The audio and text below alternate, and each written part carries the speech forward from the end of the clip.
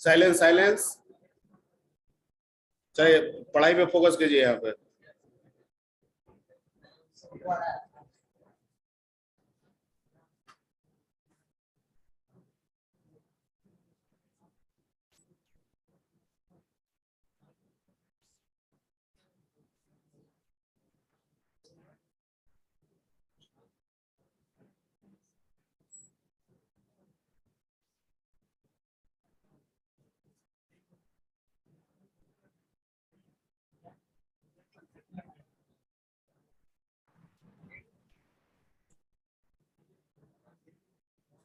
Pass by value, pass by reference हो गया था, no issue. Pass by pointer, pointer chapter start करेंगे तब बता देंगे, ठीक है। इसमें एक टॉपिक बच गया है और वो टॉपिक है रिकर्सन, लेकिन इंपॉर्टेंट है। रिकर्सन या रिकर्सिव फंक्शन, ठीक है, रिकर्सन या रिकर्सिव फंक्शन, ठीक है। रिकर्सन प्रोसेस है और जो फंक्शन इस प्रोसेस को अचीव करेगा, फॉलो करेगा, वो फंक्शन रिकर्सिव कहलाएगा। रिकर्सन क्या है? एक प्रोसेस है। जो फंक्शन इस प्रोसेस को फॉलो करेगा उस फंक्शन को क्या कहेंगे? Recursive function. दोनों सेम चीज है। रिकर्सन प्रोसेस है और रिकर्सिव फंक्शन फंक्शन है, ठीक है। तो अगर हम किसी फंक्शन को रिकर्सिव फंक्शन कह रहे हैं, इसका मतलब उसमें रिकर्सन हो रहा है। अगर कोई फंक्शन में रिकर्सन हो रहा है, इसका मतलब वो फंक्शन रिकर्सिव फंक्शन है। बात एक ही है, कहने का तरीका सिर्फ अलग अलग है। क्योंकि रिकर्सन एक प्रोसेस है और रिकर्सिव एक फंक्शन है। क्लियर? क्लियर? अब क्या है रिकर्सन? प्रोसेस क्या है? तो कहता है कि रिकर्सन एक ऐसा प्रोसेस है जिसमें कोई भी फंक्शन, ठीक है, अपने आप को ही बार बार कॉल करता है। यानी एक फंक्शन अपने आप को बार बार क्या करेगा? कॉल करेगा, ठीक है। और जब उसमें रिकर्सन आ जाएगा तो वो फंक्शन क्या बन जाएगा? रिकर्सिव फंक्शन बन जाएगा। क्लियर? यानी एक फंक्शन रिकर्सन प्रोसेस होने में क्या करेगा? अपने आप को ही बार बार कॉल करेगा और वो फंक्शन रिकर्सिव फंक्शन बन जाएगा। Point clear? ठीक। अब फंक्शन के अंदर होता क्या है? कोई पूछेगा फंक्शन के अंदर क्या होता है?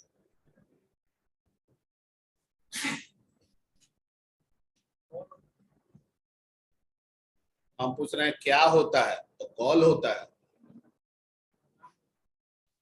फंक्शन के अंदर प्रोग्राम होता है, तो प्रोग्राम के अंदर क्या होता है?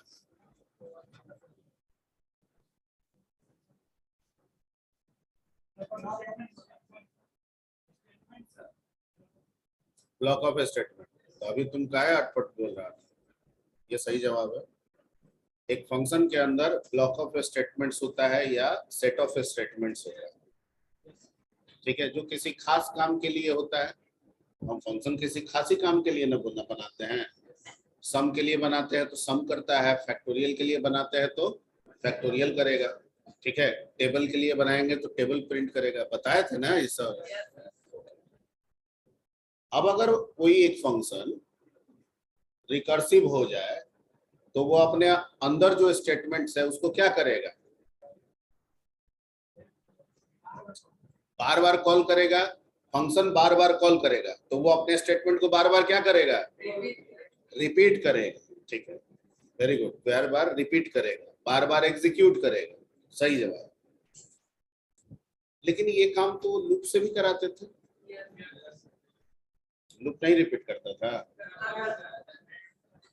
तो इसका मतलब हुआ कि सर अगर हम कोई फंक्शन को रिकर्सिव बना दे, उसमें रिकर्सन लगा दे, तो लूप वाला काम करने लगेगा। बिल्कुल सही, बिल्कुल सही, वही कराना ही है, इसलिए रिकर्सिव बना रहा है। क्लियर? तो फिर लूप तो है ही, फिर इसको क्यों कर रहे हैं? तो लूप जो है ना, वो कहता है कि एक सर्टेन सीक्वेंस ऑफ स्टेटमेंट को सीक्वेंसली फॉलो अप करता है। अगर हम उसको कहें कि रैंडमली फॉलो करो, कुछ स्टेटमेंट को करो, कुछ स्टेटमेंट को स्किप कर जाओ, तो वो लूप में कैपेबिलिटी नहीं है। ठीक है, कुछ ऐसे भी प्रॉब्लम मिलेंगे, ठीक है, उन प्रॉब्लम को जब हम लूप से सोचेंगे तो वो कॉम्प्लेक्स हो जाएगा। क्या हो जाएगा? कॉम्प्लेक्स, बड़ा हो जाएगा। ठीक है, उसके कॉम्प्लेक्सिटी को रिड्यूस करने के लिए, छोटा करने के लिए, आसान बनाने के लिए हम लोग लूप की जगह पे किसका इस्तेमाल कर सकते हैं? या रिकर्सन का इस्तेमाल कर सकते हैं। Point clear? ठीक है, अब रिकर्सिव का काम अगर लूप जैसा है तो इसका मतलब ये नहीं है कि लूप छोड़ दें और हर काम को हम किससे करने लगे। रिकर्सिव से ऐसा भी नहीं है, क्योंकि इसमें एक ड्रॉबैक है जो लूप में नहीं है। और ड्रॉबैक ये है कि जितना बार अपने आप को रिपीट करता है उतना बार अलग अलग बफर मेमोरी एलोकेट करता है। मान लीजिए कि उसमें 10 स्टेटमेंट है, 4 वेरिएबल है, ठीक है, तो जब पहली बार आएगा तो 4 वेरिएबल का मेमोरी लेगा, जब दूसरी बार आएगा तो फिर दूसरे जगह चारों वेरिएबल का मेमोरी लेगा, फिर तीसरी बार आएगा तो तीसरे जगह चारों वेरिएबल का मेमोरी लेगा। तो ऐसे तो पूरा मेमोरी वो क्या करते जाएगा? कवर करते जाएगा। ठीक है, तो रेगुलर प्रोसेस में, रेगुलर रिपीटेशन में, स्पष्ट किताब में बात ये पढ़िएगा, मिलेगा आपको कि रिकर्सन का इस्तेमाल नहीं करना चाहिए। ठीक है, जो काम फॉर से इजीली हो जाए फॉर से ही कीजिए, जो काम व्हाइल लूप से इजीली हो जाए व्हाइल से ही कीजिए, लेकिन जहां पे फॉर और व्हाइल कॉम्प्लेक्स हो जाए वहां पे उस कॉम्प्लेक्सिटी को किससे हटाइए? ठीक है, इसमें थोड़ी कम जानकारी मिलेगी, लेकिन जैसे डीएस पेपर में आप आइएगा ये जानकारी आपका डेप्थ हो जाएगा और बढ़ जाएगा। ठीक है, जैसे एक प्रॉब्लम है, उसको प्रॉब्लम का नाम दिया गया है टावर ऑफ हेनोई प्रॉब्लम। वैसे कई प्रॉब्लम है, ठीक है, लेकिन उनमें से एक प्रॉब्लम को उठा रहे हैं, टावर ऑफ हेनोई प्रॉब्लम। नहीं सुने होंगे आप लोग, ठीक है, आप बिल्कुल सुने हैं, देखे हैं, इस नाम से नहीं जानते। बच्चों का एक खिलौना मिलता है, ठीक है, एक ऐसे रहता है, उसमें 3 बिंब रहता है और एक बिंब में डिस्क रखा रहता है। ठीक है, और दूसरे की मदद से तीसरे में और डिस्क को उसी क्रम में सजाना रहता है। किसी किसी को याद आया?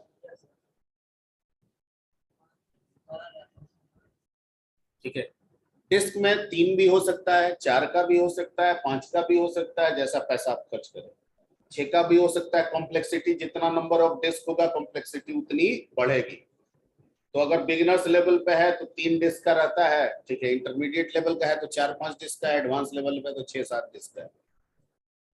क्योंकि पहले बिंब में जिस सीक्वेंस में, यानी सबसे नीचे बड़ा, उसके ऊपर उससे छोटा, उससे ऊपर उससे छोटा, ऐसे करके लगा रहता है।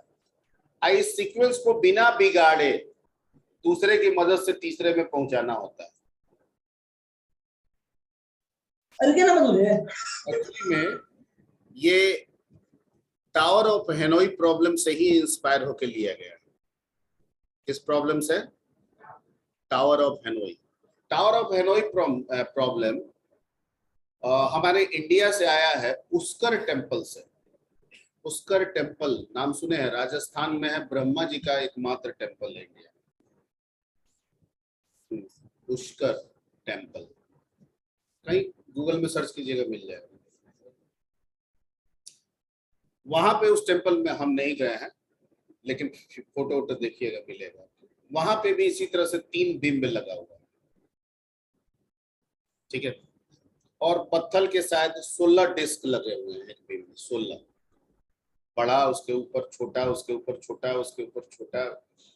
ठीक है, उस मंदिर की ऐसी मान्यता रखी गई है या दी गई है कि एक ह्यूमन बीइंग, ठीक है, इस क्रम को बिना डिस्टर्ब किए हुए मैनुअली एफर्ट से, दूसरे की हेल्प से 16 के 16 डिस्क ठीक उसी क्रम में तीसरे में सजा देता है।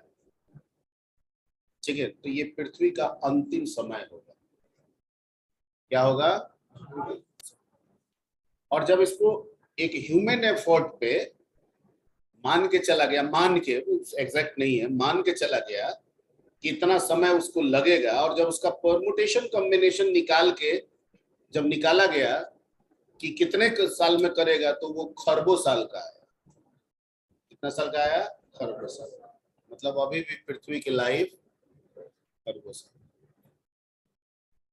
ठीक है, अब इसी चीज को सोचा गया कि इसको अरबों खरबों डाटा का तो कलेक्शन हम कर ही सकते हैं, कैलकुलेशन तो कर ही सकते हैं कंप्यूटर में। ठीक है, पृथ्वी का अरबों खरबों साल जब आएगा तब आएगा, कंप्यूटर में तो आज का आज ही हो सकता है ना। ठीक है, तो इसी पे इंस्पायर होकर गेम लिया गया, प्रॉब्लम उठाया गया, जिस प्रॉब्लम को नाम दिया गया tower of Hanoi, HANOI, Hanoi. Clear? अब इस टावर ऑफ हेनोई में क्योंकि काम तो डिस्क को उठा के करना है, एक सिमिलर टास्क को करना है, लेकिन सिमिलर टास्क में क्या है, डिस्क कभी बड़ा है, कभी क्या है, छोटा है, कभी बिम 2 है तो कभी बिम 3 है, कभी बिम 3 है तो कभी बिम, ये सीक्वेंस फिक्स नहीं है। अब यहाँ पे जब हम लूप लगाते हैं वो कॉम्प्लेक्स कर देता है। क्या कर देता है? हम ये तो नहीं कहेंगे कि नहीं बनेगा, पर वो काफी कॉम्प्लेक्स बना देता है एल्गोरिथम को। लेकिन उसी को जब हम उस लूप को हटा के वहां पे किसको रख देंगे, रिकर्सिव को रख देंगे, तो वो काम क्या हो जाता है, आसान हो जाता है। ठीक है, तो ये मैंने अभी बताया कि हम आखिर रिकर्सिव सीखेंगे क्यों या किस लिए सिखाया जा रहा है, जबकि आप ये भी कह रहे हैं कि जो काम लूप से होगा उसको लूप से ही करना चाहिए, रिकर्सिव नहीं लगाना चाहिए। ठीक है, क्योंकि रिकर्सिव में डिसएडवांटेज है, जितना बार रिपीटेशन होगा उतना बार वो मेमोरी बफर बनाता जाएगा, और वो जो बफर मेमोरी बनाता है उसको स्टैक बोलते हैं। क्या बोलते हैं? मान लीजिए कि 4 बार हुआ और उसमें एक वेरिएबल है, तो पहला वेरिएबल, दूसरा कॉल पे दूसरा वेरिएबल, तीसरा कॉल पे तीसरा वेरिएबल, चौथा कॉल पे चौथा वेरिएबल, अब नहीं है, रिकर्सिव खत्म, तो पहले चौथा का काम करेगा, फिर तीसरा का काम करेगा, और फिर दूसरा का काम करेगा, और फिर पहला का काम करेगा, फिर 3 को रिलीज करेगा, उसको बना के रखेगा। नहीं समझे? ठीक है, बार बार मेमोरी करेगा तो memory to memory link establish करेगा। जब काम करने की बात आएगी तो पहले काम होगा किसका, क्योंकि ये स्टैक पे काम करता है, लीफो पे काम करता है, लास्ट इन, तो जो सबसे लास्ट आइटरेशन होगा उसी का काम पहले होगा। तो लास्ट आइटरेशन तो इस पे था, तो इसका काम पहले करेगा, फिर भेजेगा इसके पास, इसका काम उसके बाद करेगा, फिर भेजेगा इसके पास, फिर इसका करेगा, फिर भेजेगा इसके पास, इसका करेगा, और जैसे जैसे भेजते जा रहा है, ये बफर मेमोरी है, इसको हटाता भी जाएगा। ऐसा नहीं है कि परमानेंट रखेगा। ठीक है, जब काम हो जाएगा तो ये बफर को क्या कर देगा, और सिर्फ पहला वाला को बना के रखेगा, क्योंकि वही वैल्यू एक्चुअल वैल्यू है, वही वैल्यू रिजल्ट है। ठीक है, क्लियर? क्लियर? जैसे इसको 2 नंबर जोड़ने का काम दिए, अब पहला नंबर दिए और दूसरा नंबर की जगह पे कह दिया रिकर्सिव, तो फिर वो भी तो 2 ही नंबर जोड़ेगा। अब इसको भी 2 नंबर को जोड़ने के दिए हैं, पहला नंबर दिए, दूसरे नंबर पे फिर कर दिया रिकर्सिव, इसको भी 2 ही नंबर को जोड़ने के लिए दिए हैं, पहला नंबर दिया, दूसरे नंबर पे ये कर लिया रिकर्सिव, इसको हम दोनों नंबर दे दिए, क्योंकि कंडीशन हम ऐसा रखे हैं कि यहाँ पे दोनों नंबर, तो इसके पास दोनों नंबर आया तो इसने तुरंत रिजल्ट जोड़ दिया, रिजल्ट जोड़ के वो एक रिजल्ट लौटा दिया इसके पास जो कि बाकी है, इसका भी दोनों पूरा हो गया, ये दोनों जोड़ के लौटा दिया इसके पास। ठीक है, इसका भी दोनों पूरा हो गया, ये दोनों जोड़ के लौटा दिया इसके पास, ये तीनों बफर मेमोरी खत्म, फाइनल आंसर इसके पास है। अब आप देखिए ना, 2 प्लस रिकर्सिव तो इसके पास आ गया, 3 प्लस रिकर्सिव इसके पास आ गया, 4 प्लस रिकर्सिव इसके पास आ गया, 5 प्लस 6 तो ये कहा कि ठीक है 11 दिया तुमको। ठीक है, तो 11 इसके पास आया तो 4 जोड़ दिया, 15 दिया तुमको, 3 था, 3 15 जोड़ दिया 18 दिया तुमको, 2 इसके पास था, 18 प्लस 2 फाइनल वैल्यू क्या आ गया इसमें। अब देखिए जितना वैल्यू दिया था उसका जोड़ नहीं आएगा 20।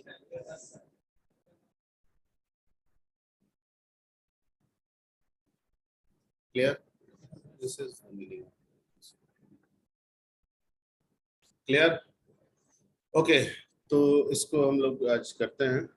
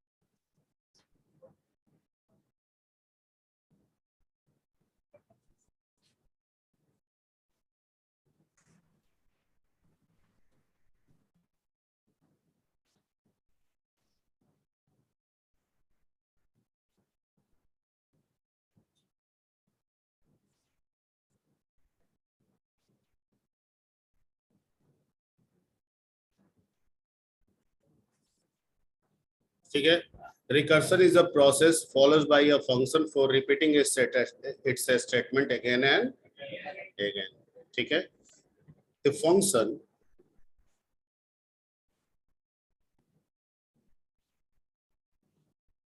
that follows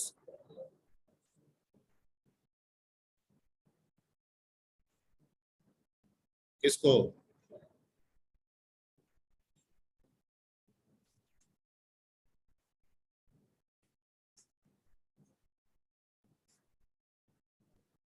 called क्या कहेंगे उसको,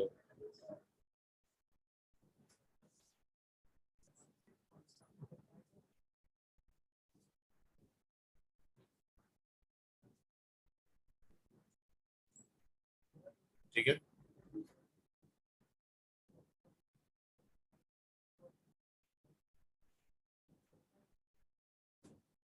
the advantage किस पे मिलेगा,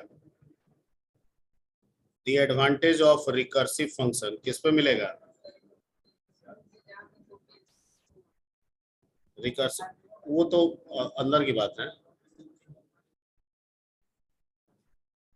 ओवर, इसका एडवांटेज आप किस पे उठाएंगे, मतलब इसका मतलब लूप जहां कॉम्प्लेक्स होगा वहां पे एडवांटेजेस के तौर पे इसको अपनाएंगे। ठीक है, okay, the advantage of recursive function over loop. ठीक है, there is a silence, there is a drawback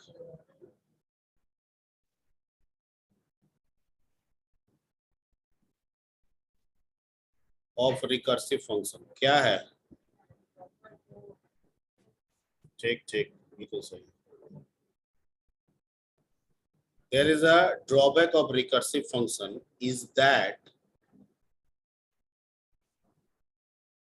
it allocates separate buffer memory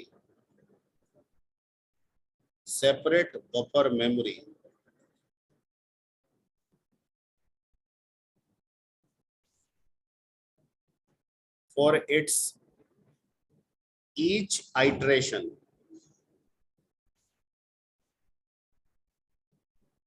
iteration और कॉलिंग, ठीक है,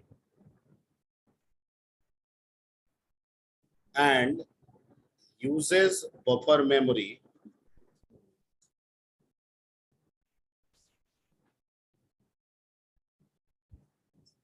as stack manner। किस मैनर में? स्टैक। और स्टैक का मतलब क्या होता है? लीफो का मतलब तो समझ रहे हैं? ऐसा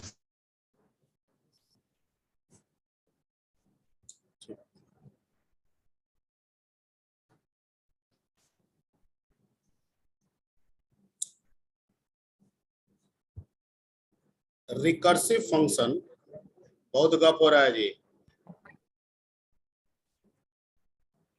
recursive function may apply where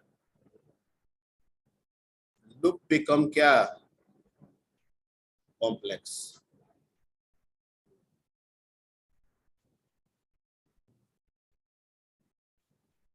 complex वैसे तो बहुत एग्जाम्पल है, लेकिन एक एग्जाम्पल के तौर पे मैं रख देता हूं किस प्रॉब्लम को, टावर ऑफ हेनोई, ठीक है। आप टाइप कीजिएगा तो मिल जाएगा इसके बारे में, और जो बताए हैं वही चीज मिलेगा आपको।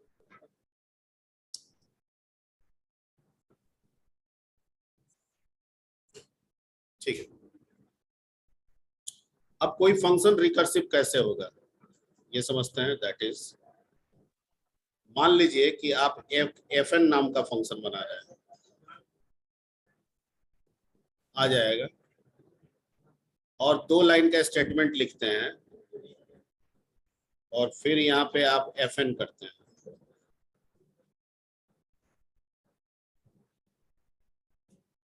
आ गया, ठीक है।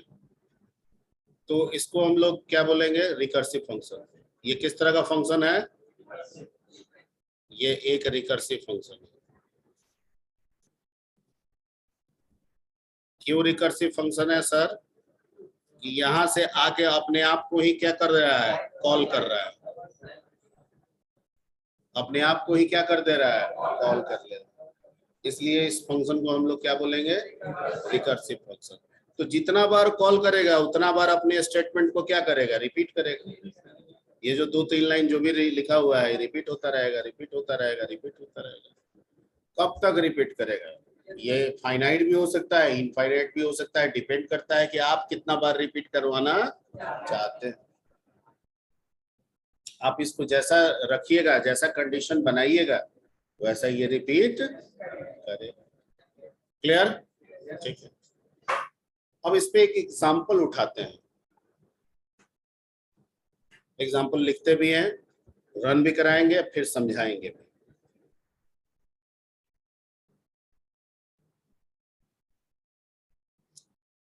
और एग्जांपल पे बेस्ट एग्जांपल है इसका फैक्टोरियल का। ज्यादातर में वही है, वैसे कुछ और भी बन सकता है, और ये क्वेश्चन यूनिवर्सिटी में भी कई बार पूछता है।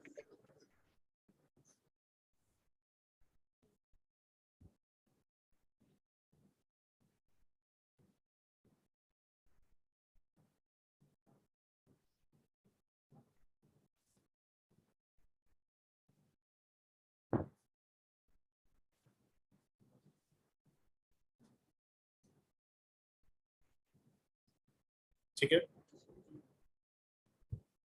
एक हम फंक्शन बनाते हैं बॉटम अप अप्रोच पे। किस अप्रोच पे? फंक्शन का नाम क्या रखते हैं? फैक्ट। और किस तरह का इस फंक्शन को बनाएंगे? रिकर्सिव। और इसमें क्या आएगा? वो नंबर आएगा जिसका हमको क्या करना है? फैक्टोरियल निकालना है। ठीक है। इसका रूल है कि 1 से लेकर नंबर तक या नंबर से लेकर 1 तक सारे वैल्यू को गुना करना। हम अंदर में एक एफ ले लेंगे। क्या ले लेंगे? ठीक। और चेक करेंगे कि इफ अगर n का वैल्यू 1 आ रहा है तो रिटर्न लिखेंगे। क्या लिखेंगे? रिटर्न, और 1 को रिटर्न करा देंगे। और अगर नहीं आ रहा है तो एल्स लिखेंगे, और यहां लिखेंगे f is equal to n गुना, और यहीं से कॉल कर लेंगे किसको? फैक्ट को, और इसमें घटा के भेज देंगे कितना? और जब फाइनली यहाँ पे आएगा तो फाइनल वैल्यू जो बफर ऊपर खत्म करके जो एक बचा होगा, ये फाइनली उसको क्या कर देगा? ठीक है। अब आप इसके बाद वॉइड मेन बना लीजिए।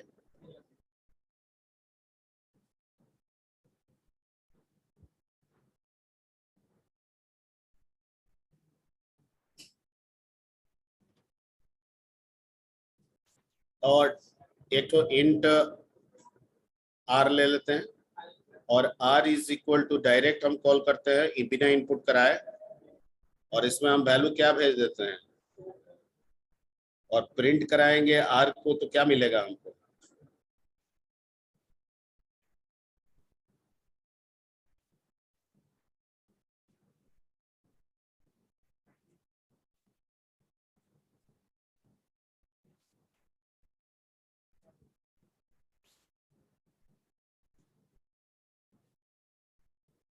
ठीक है, यानी इस केस में क्या आएगा रिजल्ट? 24। ठीक है, इस केस में आ जाएगा रिजल्ट 24। पहले इसको रन कराएंगे, फिर इसको ड्राई रन कराएंगे।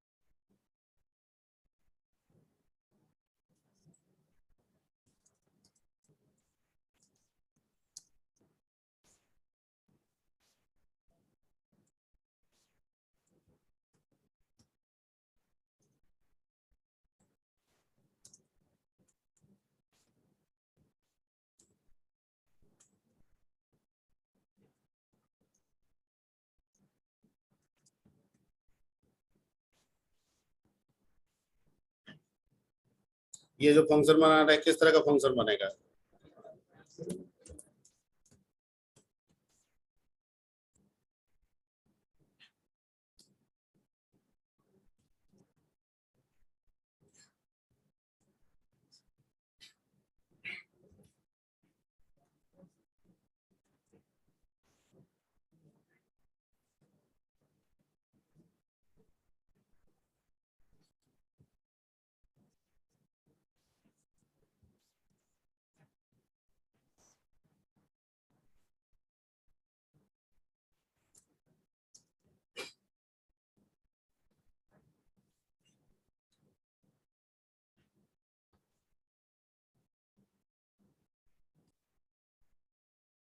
ठीक है,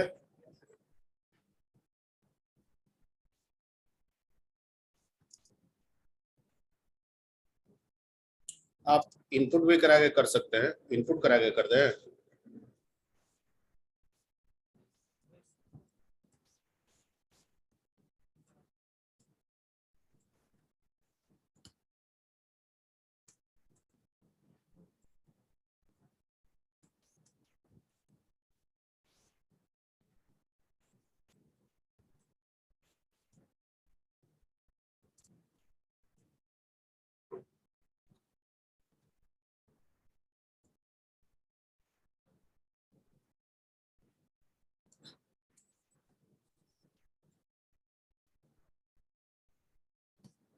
ठीक है, क्या नंबर दे? 4 5।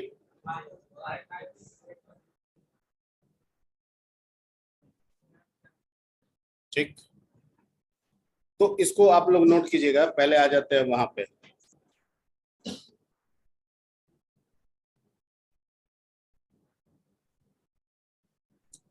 अब ये हो कैसे रहा है वो सब थोड़ा सा समझते हैं।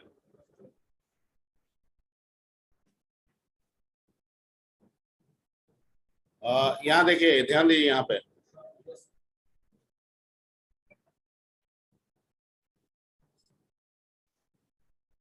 मेन से एन को हम कितना भेज रहे हैं? मेन से पहली बार जब एन 4, तो ये 4 कहाँ आ गया?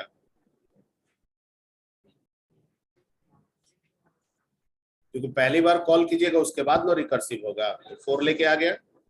ठीक है, यहाँ पे आया, कहा कि एक तो नया एफ बनाएंगे 2 बाइट। हमारे अंदर क्या है?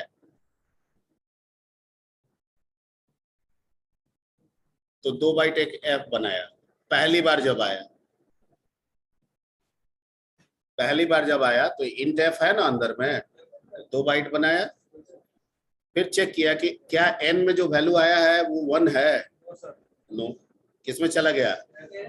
एल्स में। कहा कि जो एफ है ना उसमें एन का वैल्यू रखिए। मतलब क्या रखिए? गुना।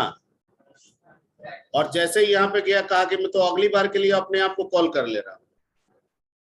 ठीक है, तो अगली बार के लिए कॉल किया तो n-1 कर दिया, यानी अगली बार में क्या भेजा इसने? ठीक है, अब फिर आया, कहा कि फिर तो इंट एफ है, तो कहा कि फिर से एक तो नया बनाइए। अब ये बफर है, ये क्या है? बफर। ठीक, फिर ये एफ हो गया आपका। फिर चेक किया कि क्या एन का वैल्यू 1 आया है? नहीं सर, 3 आया है। तो एल्स में गया और एफ बराबर जो इसका एफ है उसमें एन को रखा, यानी 3 को रखा, और गुना करने गया तो फिर से रिकर्सिव कॉल कर लिया। ठीक है, लेकिन इस बार कॉल किया कितने वैल्यू के लिए? 2 के लिए। फिर आया, देखा कि एफ, तो फिर एक तो कहा कि 2 बाइट और बनाएंगे। क्या बनाया? बफर। ठीक है, फिर चेक किया कि क्या एन 1 है? नहीं है। तो एल्स में गया, एफ बराबर, यानी ये जो एफ है इसमें क्या रखा? 2 इंटू, और यहां गया तो फिर से ये अपने आप को कॉल कर लिया। कॉल कर लिया। ठीक है, अगली बार में कॉल किया कितने के लिए? 1 के लिए। फिर इंट एफ है, तो कहा कि एफ तो बनाएंगे। फिर एक बफर।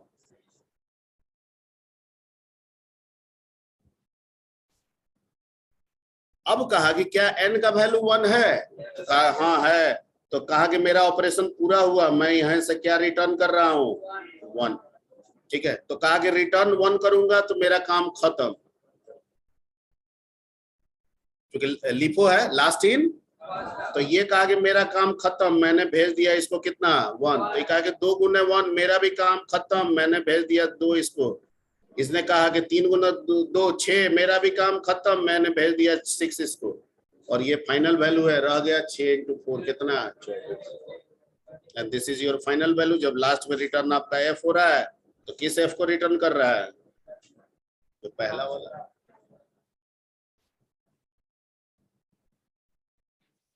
क्लियर? ठीक है, बफर बना के फॉरएवर नहीं रख रहा है, बफर बना के जब एंड हो रहा है तो खत्म भी कर रहा है। लेकिन जितना ज्यादा रिपीटेशन बढ़ाइएगा बफर तो बढ़ता चल जाएगा, सिस्टम का परफॉर्मेंस स्लो होता चला जाएगा।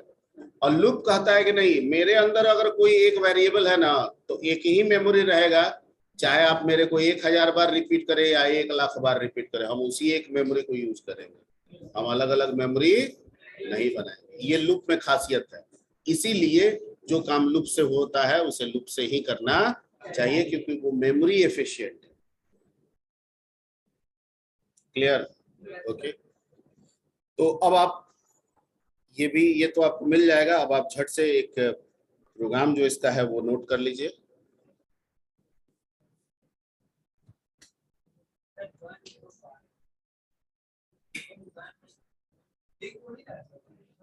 क्या बात कर रहे हो? हाँ वही है,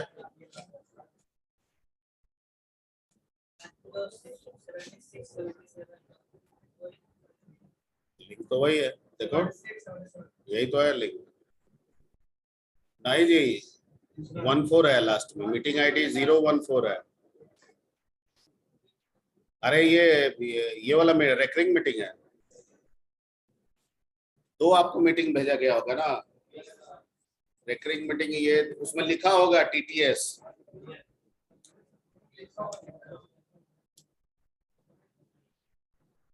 अरे इतना बच्चा कनेक्ट हो गया जी, तुम नहीं हो।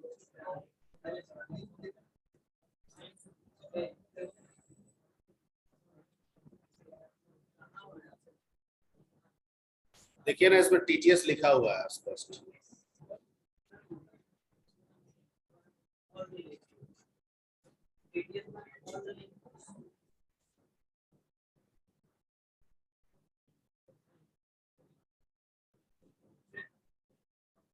अरे अभी इतना बच्चा जुड़ा हुआ है, श्रीवास्तव अभिषेक आ गया, ये 37 बच्चा जुड़ा हुआ है। इसके पास है तब ना जुड़ा हुआ है।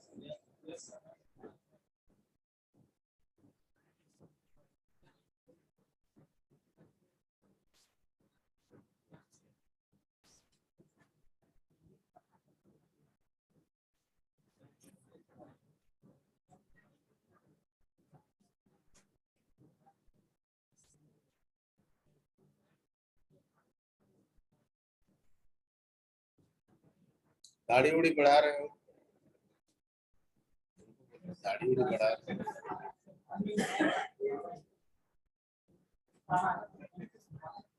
वो पुष्पा वाला आ गया है क्या? तेरी झलक सिरवली क्या बोलता है?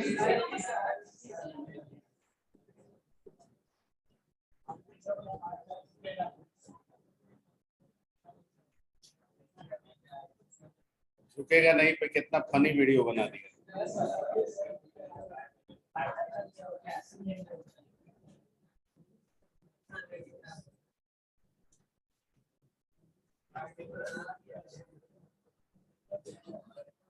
चलिए ये प्रोग्राम आप लोग नोट कर लीजिए, ये प्रोग्राम नोट हुआ,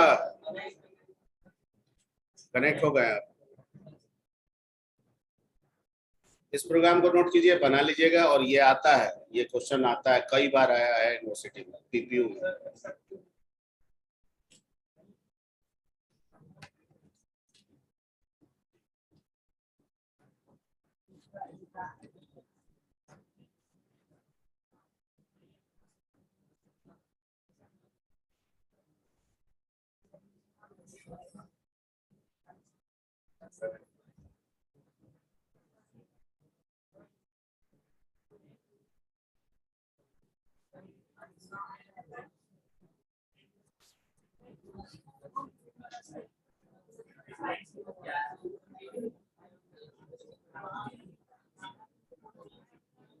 हो गया।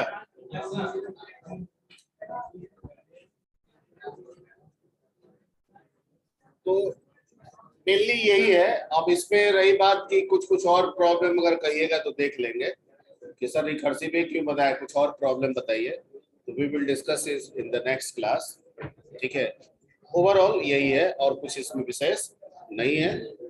और अब हम लोग इसके बाद फंक्शन हो गया तो स्ट्रिंग हो ही गया है। अब हम लोग स्ट्रक्चर और यूनियन चैप्टर की तरफ बढ़ सकते हैं। कौन चैप्टर की तरफ? स्ट्रक्चर और यूनियन छोटा चैप्टर है लेकिन मजेदार है। ठीक है, तो उसकी तरफ अब हम लोग बढ़ सकते हैं। क्लियर? एक मार्क्यू कंडक्ट करना है and marquee I think, I hope so कि परसों हम लोग कर लेंगे।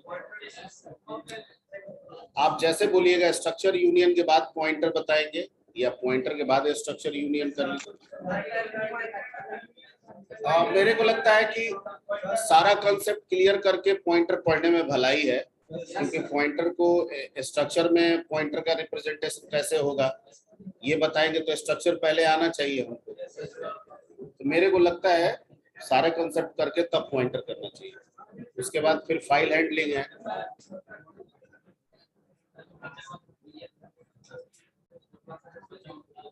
पीडीएफ है, ठीक है। सौरभ फोन कर देना तो।